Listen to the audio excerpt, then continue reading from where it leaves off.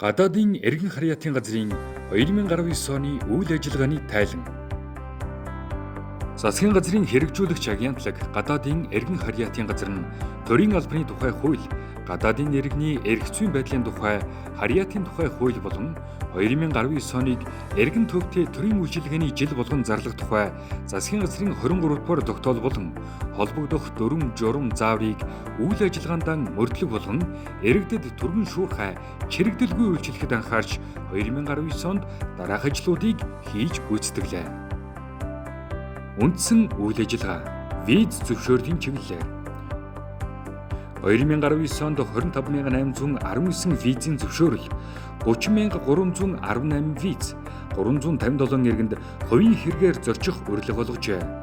Мөн 15,352 гадаадын иргэнд оршин суух зөвшөөрөл олгож, 23,146 иргэний оршин суух зөвшөөрлийн хугацааг сунган, давхарсан тоогоор 56,320 гадаадын иргэнд үйлчилгээ үзүүлжээ. 5 дугаар сарын 1-ний өдрөөс эхлэн олон улсын хилийн бомбт зохих ангиллын дагуу 1 болон 2 удаагийн бизнес ангиллын, олон удаагийн визийн зөвшөөрлийн хүсэлтийг хүлээн авч захимаар хянан шийдвэрлэж байна.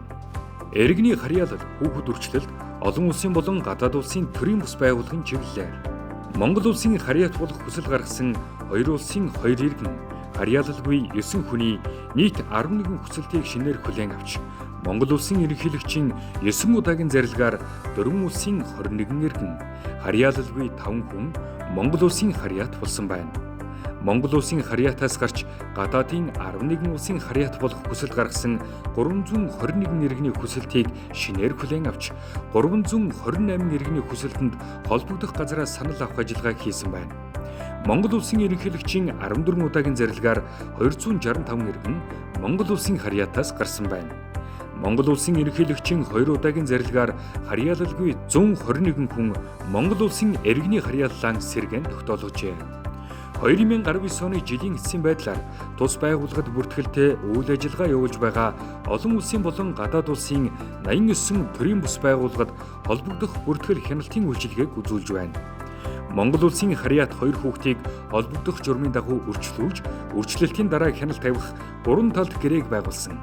2005-аас 2012 онд Holt International хүүхдийн төлөө олон улсын байгууллагаар зуучлуулан Америк нэгдсэн улсын 3 гэр бүлд үрчлэгдсэн 7 хүүхдийг эх орныхон өв соёл зан заншилтай танилцах арга хэмжээг зохион байгууллаа. Хяналт шалгалт албатан гаргах ажиллагааны чиглэлээр 2019 онд 303 удаагийн төлөвлөгөөт болон төлөвлөгөөт бус хяналт шалгалтыг зохион байгуулж 1599 аж ахуйн нэгж байгууллага, 18825 гадаадын иргэнийг хамруулсан ба 2105 гадаадын иргэн, 1513 аж ахуйн нэгж байгууллага өргөч иргэнд зөрчлийн тухай хуулийн дагуу шийтгэл оногдуулж 2 тэрбум 578 сая төгрөгийг улсын төсөвт төвлөрүүллээ.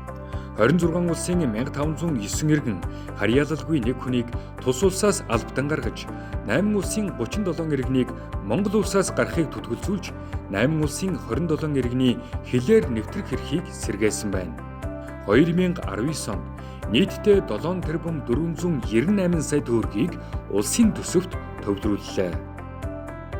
Удирдлага зохион байгуулалт, тогтоол шийдвэрийн хэрэгжилт, дотоод ажлын чиглэлээр Үндэсний хөгжлийн газрын дэргэдэх нэг цагийн үйлчилгээний төвд тус байгууллагаас үйлчилгээ үзүүлэхтэй холбогдуулан бэлтгэл ажлыг хангаж 2 дугаар сараас гадаадын хөрөнгө оруулагчдад үйлчилж эхэллээ. Засгийн газрын 2018 оны 306 дугаар тогтоолын хүрээнд зорчигчийн урьдчилсан мэдээллийн системийг нийлүүлэх, 2 компаниас ирүүлсэн гэрээний төслийг судлан уулзалт хэлэлцээрийг Улаанбаатар хотноо зохион байгууллаа. Нэгдсэн үндэсний байгууллагын Gov Travel хөтөлбөрт Монгол улс хамрагдах хүсэлтийг хүргүүллээ.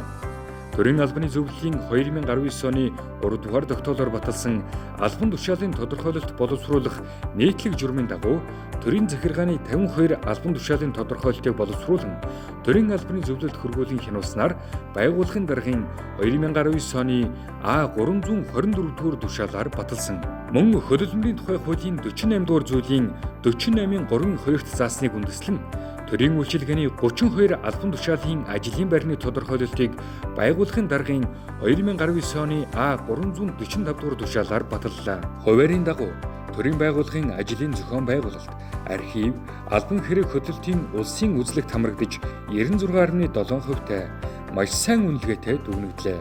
Өдөрдох албан тушаалтан хяналтын улсын байцаагчийн сургалт зөвлөгөөн Өмнө Говь аймагт олон улсын шилжилт хөтөлбөрийн байгууллагын дэмжлэгтэйгээр зохион байгуулагдсан юм. Тус сургалт зөвлөгөөнд 53 албан хаагч хамрагдсан байна.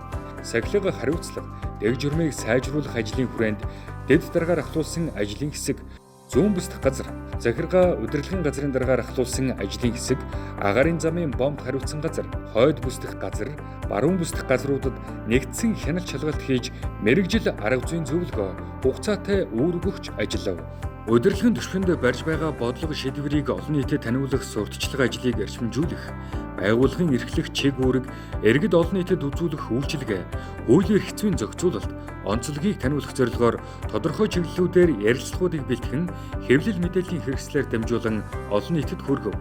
Тухайлбал Монголын үндэсний олон нийтийн телевизийн иргэний эрх зүйн боловсрол нэвтрүүлэгт гадаадын иргэний виз зөвшөөрөл, хяналт шалгалт сэдвээр эрх зүйн хөтөч нэвтрүүлэгт виз зөвшөөрлийн захин үйлчилгээ, жуулчин ангиллын виз, жуулчдын анхаарах зүйл сэдвээр мөн Eagle, UBS телевизийн зочны цаг, SBN телевизийн бодит тайлбар шууд нэвтрүүлэгт холбогдох албан хаагч оролцсон байгууллагын үйл ажиллагааг сурталчлан ажиллалаа. Байгууллагын үйл ажиллагаа гадаадын иргэнтэй холбоотой тоо мэдээллийг 2019 оны эхний 10 дугаар сарын байдлаар сэтгүүлчдэд танилцуулж, цаг үеийн байдлаар тайлбар мэдээлэл хийсэн хэвлэлийн баг хурлыг нийслэлийн хэвлэл мэдээллийн төвд зохион байгуулсан.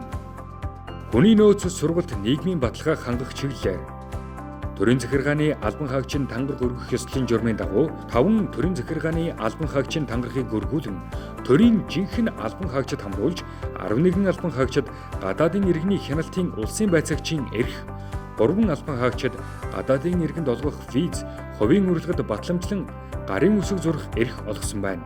2018 оны ажлын үр дүн дүгнсэн үзүүлэлтээр 104 албан хаагчид нийтдээ 54.4 сая, хөлийн бомбд орон нутаг дэх албанд 5-аас доош жил ажилласан 15 албан хаагчид 301.7 сая, байгууллагын бүтээн байгуулалтын ажилд эдвэх зүтгэл гарган ажилласан 20 албан хаагч, шин санаачлаг гарган ажилласан 8 албан хаагчид нийт 14.3 сая төгрөгийг урамшуул болгон олголоо. Байгууллагын даргын тушаалаар шинээр 44 албан хаагчид зэрэг дивийн нэмэгдэл олгож, 57 албан хаагчийн зэрэг дивийг шинжилэн тогтоож, 70 албан хаагчийн цалингийн шатлалыг ахиулсан. Эргэлсэн ажилдаан эдвэх зүтгэл гарган ажилласан 7 албан хаагч төрийн дээд одон медалаар, 7 албан хаагч хууль зүйн салбарын шагналаар шагнагдсан. Дотоодын богино дунд хугацааны 186 сургалтанд давхарсан тоогоор 3713 албан хаагч, урт хугацааны сургалтанд 5 албан хаагч хамрагдаж байгаа ба мэрэгчсэн албан хаагч бэлтгэх зорилгоор байгууллагын сургалтын модулыг боловсруулан батлуулав. Улсын хэмжээнд зохиогдсон дархлаажуулалтын 10 хоногийн аяны хүрээнд 59 албан хаагчийг томоогийн эсрэг сайн дурын вакцинжуулалтанд хамруулсан. Хууль зүй дотоод хэргийн яамны харьяа агентлагуудын дунд зохион байгуулагддаг спортын тэмцээнд амжилттай оролцож, гар бөмбөгийн төрлөөр хөрөл медаль хүртлээ.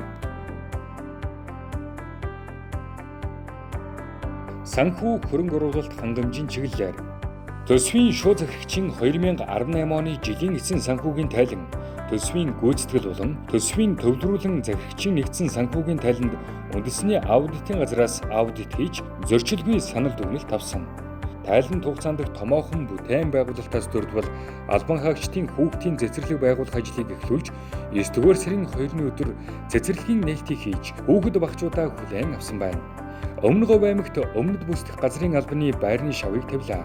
Мөн байгууллагын төв байрны гадна шилэн фасад, байгууллагын хурлын танхимын өргөтгөл, зочид хүлээн авах уулзалтын өрөө, архивын өрөө, Дорн Говь аймаг дэх газрын албаны байрны дээгэр засварын ажлыг тус хийж гүйцэтгэлээ. Батлагдсан төсвийн хүрээнд 176.9 сая төгрөгийн техник тоног төхөөрөмж, 209.9 сая төгрөгийн албаны дөрөв хувцсны нээлттэй тендер шалгаруулалтыг зохион байгуулж хангалт хийлээ. Автомашины парк шинжлэх ажлын хүрээнд өмнөд бүсдэх газар, хойд бүсдэх газар, Баян-Улгийн аймаг дэх Хилтэс, Говьалтай аймгийн төлөөллийг туулах чадвар сайтай автомашинаар хангалаа. Хууль эрх зүй гадаад харилцааны чиглэлээр байгууллагын даргын урилгаар Бүгд найрамдах Солонгос улсын хууль зүйн яамны цагаачлал шилжилт хөдөлгөөний албаны дарга ноён Чагью Гэйвн тэргүүтээ төлөөлөгчид 2019 оны 8 дугаар сарын 19-өөс 22-ны өдрүүдэд Монгол улсад удирдлагын түвшний албан айлчлал хийлээ. Айлчлалын хүрээнд бүгд найрамдах Солонгос улсын виз мэдүүлэхэд шаардлагатай 5 сая төгрөгийн барьцаа байршуулах шаардлагыг цуцалж, хууль бусаар оршин суух болон хөдөлмөр эрхлэх магадлал багатай виз мэдүүлэгчийн материалыг шалгах хугацааг багасгах асуудлыг шийдвэрлэлээ. Гадаадын иргэний эрх зүйн байдлын тухай хуульд нэмэлт өөрчлөлт оруулах тухай хуулийн төслийг боловсруулан хууль зүй дотоод хэргийн яамд хүргүүллээ. Тайланд хугацаанд гадаадын 8 улсад зохион байгуулагдсан 8 удаагийн танилцах айлчлал хурал арга хэмжээнд оролцох 28 албан хаагчийн гадаад томилолт, 7 улсад зохион байгуулагдсан богино, дунд, урт хугацааны 9 сургалтанд 31 албан хаагчийг өргөж талын зардлаар хамруулсан ба гадаад хамтын ажиллагаатай байгууллагын төлөөлөгчдтэй хийсэн 35 удаагийн албан уулзалтыг тус зохион байгууллаа. Мэдээллийн технологийн чиглэлээр байгууллагын орон нутаг дэх алба төлөөллийн үйл ажиллагааг хэвийн явуулах, төрийн үйлчилгээг иргэд үйлчлүүлэгчдэд төргөн шуурхай хүргэх зорилгоор мэргэжлийн байгууллагатай ажил гүйцэтгэх гэрээ байгуулан 18 аймгийн төвийг холбосон сүлжээний хурдыг 3 дахин нэмэгдүүллээ. Зорчигчийн урьдчилсан мэдээллийн дэвшилт систем APP-г ISM системтэй холбох бэлтгэл ажлын хүрээнд 248.5 сая төгрөгийн үн бүхий 3 ширхэг сервер холбогдох эрх лицензүүдийг бүлээн аваад байна. E-Visa системийн нэмэлт хөгжүүлэлтийн хүрээнд 5 дугаар сараас захин визийн зөвшөөрлийн үйлчилгээг нэвтрүүлэн ажилласан. ISM системийн үндсэн серверээс гадаадын иргэнтэй холбоотой мэдээллийн сангийн хэсэгчлсэн хуулбар мэдээллийн санг гадаадын эргэн харьяатын газарт хуулбар сервер үүсгэн байршууллаа. Хяналт шинжилгээ, дотоод аудит, орон нутгийн чиглэлээр бодлогын баримт бичгийн хэрэгжилтэнд 8, байгууллагын үйл ажиллагаанд 2, байгууллагын нээлттэй байдалд 1, байгууллагын дотоодод чиглэсэн үйл ажиллагаанд 27 удаагийн хяналт шинжилгээ үнэлгээ хийжээ. Мөн төсөв санхүүгийн чиглэлээр 2, хууль тогтоомжийн хүрээнд 4, үйл ажиллагааны чиглэлээр 2, нийт төлөвлөгөөт 8, төлөвлөгөөт бус 4 удаагийн аудитын хяналт шалгалтыг хийж гүйцэтгэлээ. Тайланд хугацаанд гадаадын иргэдийн хил нэвтрэлтэнд хяналт тавьж 1132 зөрчил илрүүлсэн ба зөрчилтэй холбогдуулан ISM програмд төр иргэчийн тухайн жилд байх 180 хоногийг тоолж, уг хугацаанаас илүү гарсан гадаадын иргэдийг манай байгууллагад шилжүүлэн ажиллахыг хил хамгаалах ерөнхий газарт мэдэгдэн програмд нэмэлт өөрчлөлтийг хийлгүүлсэн. Монгол улсаас гадаад улсад суугаа дипломат төлөөлөгчийн газар Монгол улсын өргөмжит консулын газраас алдаатай олгосон болон засвартай нийт 63.708 гадаадын иргэний визийн зөрчил, Монгол улсаас албадан гаргасан иргэдэд орохыг үл зөвшөөрсөн хугацаанд виз олгохгүй байх үргийг зөрчиж олгосон гадаадын 4 иргэний визийн зөрчлийг нэгтгэн, мөн виз хүсэгчтэй ярилцлах хийлгүүгээр гадаадын иргэний ирсэн зорилгод нийцээгүй ангиллын виз олгосны улмаас Монгол улсын хилийн боомтонд тухайн иргэдтэй ярилцлах хийн 1271 гадаадын иргэнийг улсын хилээр нэвтрүүлэлгүй буцаан ажилласан байна. Гадаадын эргэн харьяатын газар